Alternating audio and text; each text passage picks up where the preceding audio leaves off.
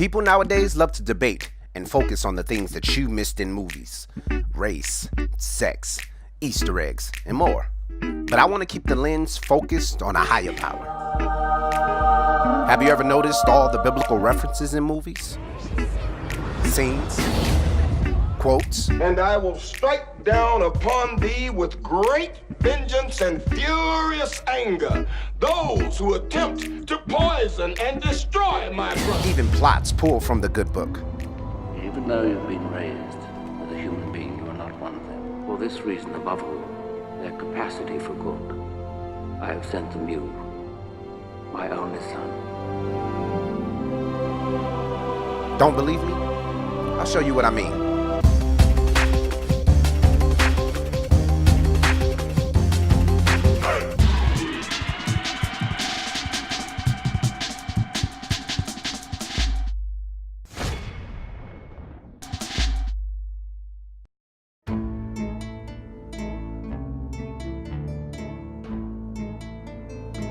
Jordan Peele's movie, Get Out, was a smash hit in February 2017, a social thriller based upon the subject of race. Anytime there is an incident.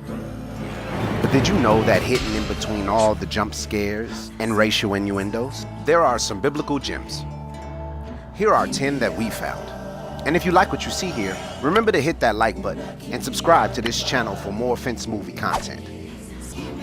Oh yeah, and if you haven't seen the movie yet, spoilers ahead. Let's start from the beginning.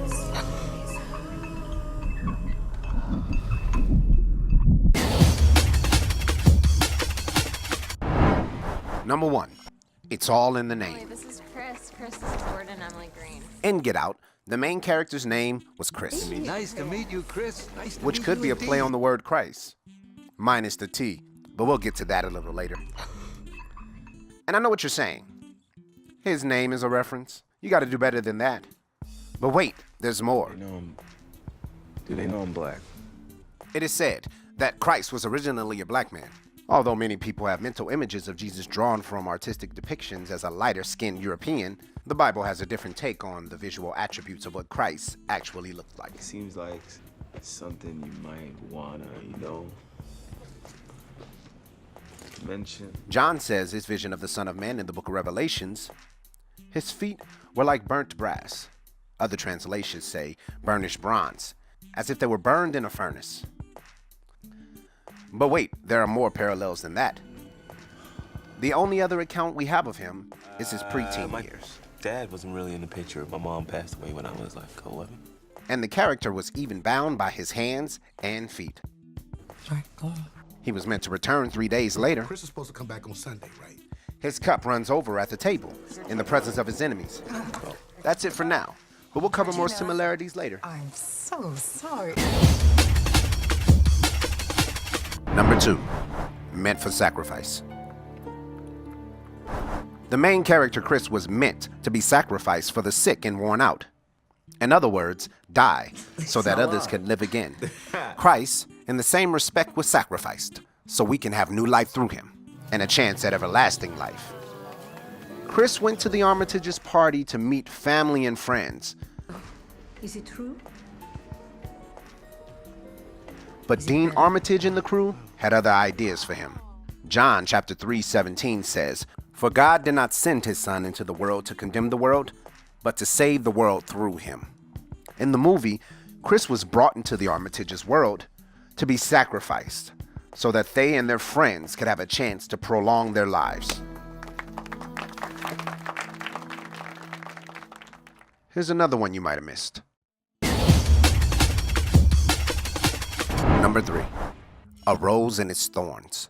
Chris's girlfriend in the movie was painted as somewhat of a pure figure. But did you know that her name Rose has a biblical meaning too? Wow. In the Catholic Church, the rose is considered to be a symbol or even the name for Mary, the mother of Jesus, who literally brought Christ into this world. Because I brought you here, and I'm related to all The of them. Glastonbury rose, also called the Christmas rose, is both a symbol for the Mother of God and for the infant king, who did come to earth to be crowned with thorns as part of his passion and death, whereby he renders atonement to God the Father for the sins of men in order to win their redemption. Anything more you'd like to add? The Glastonbury rose is an exquisite flower. She is lovely, isn't she? Rose? But it also bears sharp thorns, like the ones that were placed into our Lord's Passion's crown. And the rose of the movie definitely has some thorns. I don't know where they are. Rose? Rose! Rose, you don't keep! You know I can't give you the keys, right, babe? In Proverbs, it talks about the warning of the adulterous woman. And even goes on to say that her house is the highway to the grave leading down to the chambers of death. Rose was tasked with getting into Chris's head and leading him to his inevitable death. But Chris had a different plan. Which brings me to my next point about the term rose. Christ rose from the dead.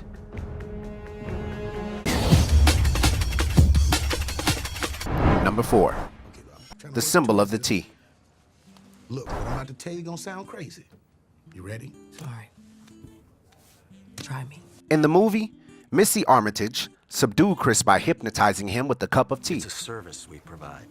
The T could be a reference to Christ being put up on the cross, being that the cross was in the shape of a T. This one might be a stretch and ends up being more of a play on words. But if you didn't notice, there was T everywhere throughout the movie. There too, Really in the picture. right there. You see that? Right there, there, and there, and even there. Jordan Peele used a homonym for the word T to subdue the main character, holding him hostage in the hypnotic state. I can't move.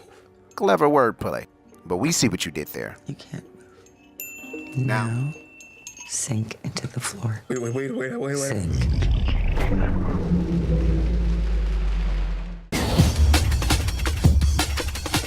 Number 5, the Sunken Place.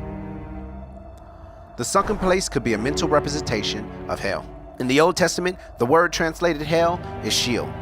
In the New Testament, it's Hades, meaning unseen. Sheol is also translated as pit or grave. Both Sheol and Hades refer to a temporary abode for the dead before judgment. The Sunken Place is deep, it's dark, and it's seemingly never-ending. And when Chris sinks into the floor below him, it looks like a form of purgatory. How do you feel now? The idea that hell is below us towards the center of the earth comes from a passage in Luke. And thou, Capernaum, which are exalted to heaven, shall be thrusted down to hell. So although Jordan Peele wrote The Sunken Place to be a representation of marginalization in the industry, it still doubles as a visual cue for hell.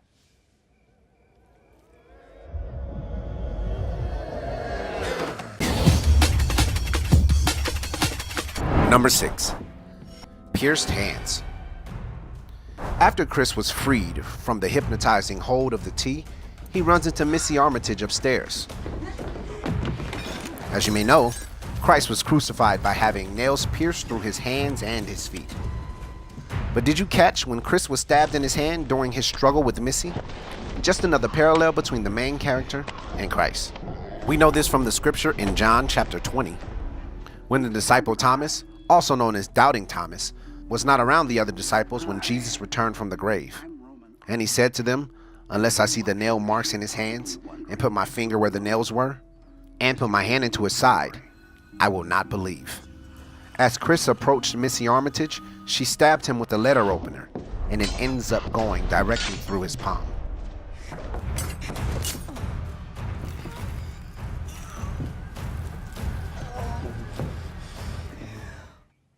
And thanks for that image right there, man. Number 7, Roman perfected. Crucifixion in Roman times was applied to mostly slaves, disgraced soldiers, Christians, and foreigners.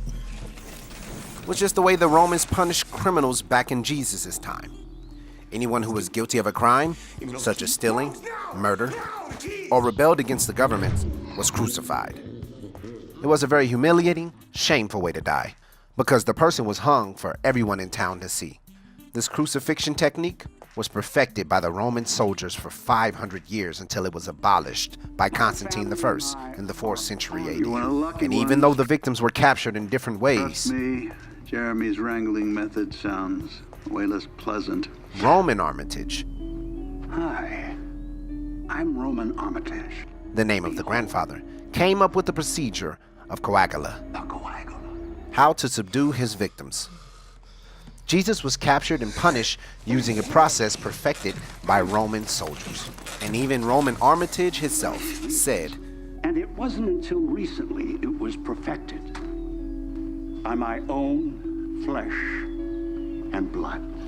which consisted of capturing their subjects and taking the brain of the other, fusing their consciousness together, and turning the victim into a shell of himself. Well, partial, actually. The piece of your brain connected to your nervous system needs to stay put. A sliver of you will still be in there somewhere, limited consciousness. You'll be able to see and hear what your body is doing, but your existence will be as a passenger.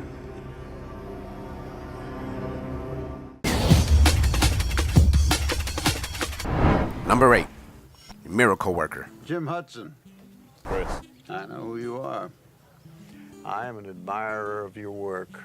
You have a great eye. Jim Hudson, the art gallery, was a big fan and heard of the great things Chris was doing with his vision for photography. Believe me, the irony of being a blind art dealer isn't lost on me. He then purchased Chris in the auction so that he could have his eyes. I want your eye, man.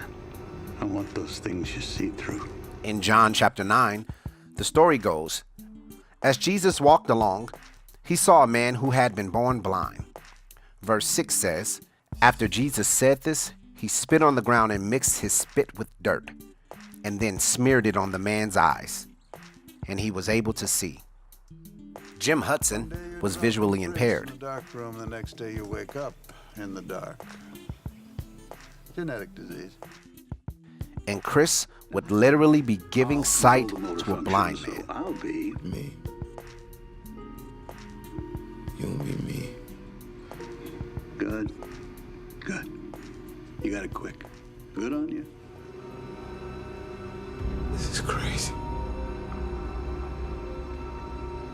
Okay, I'm done.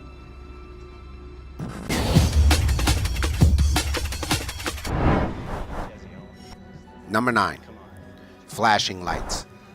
Oh, hey, hang on. Chris, I want to introduce you to some friends. The endless dark of the sunken place is where your mental body becomes a slave to its owner. The African American experience. Maybe you could take this. But in the movie, we discovered that there is a way to. Get out! Yo! John 12:46 says, I have come into the world as a light, so that no one who believes in me shall remain in the darkness. With the quick flash of his camera, Chris was able to free people from their hold of the sunken place. John 3:19 says, and this is the verdict. The light has come into the world, but men love the darkness rather than the light, because their deeds were evil. Let me do it. So, to free people from their evil hold, It was your flash. That's what set him off. Chris simply had to show them the light. How's he doing? It's much better.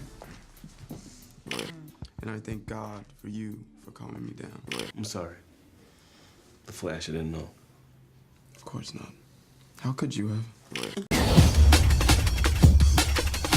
That was the dollar you decided to spend on nicotine. Number 10, Rod by my side.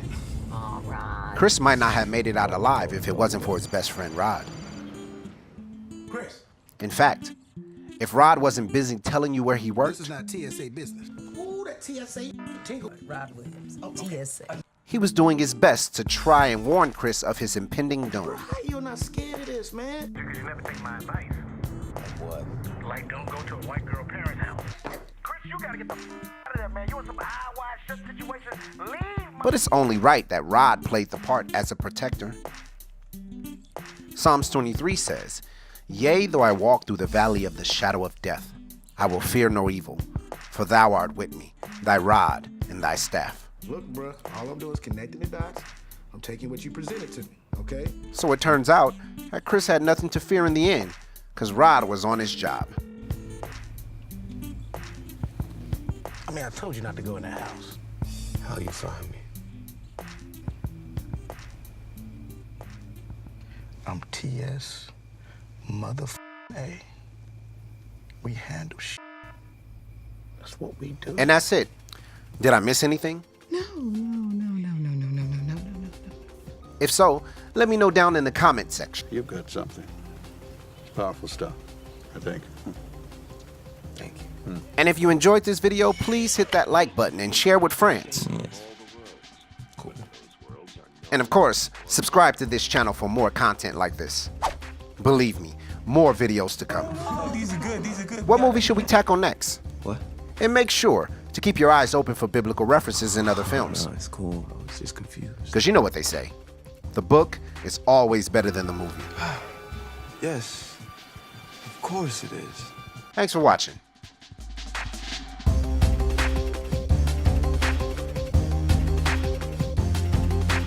He is the creator and sustainer of all the worlds, whether those worlds are known or unknown.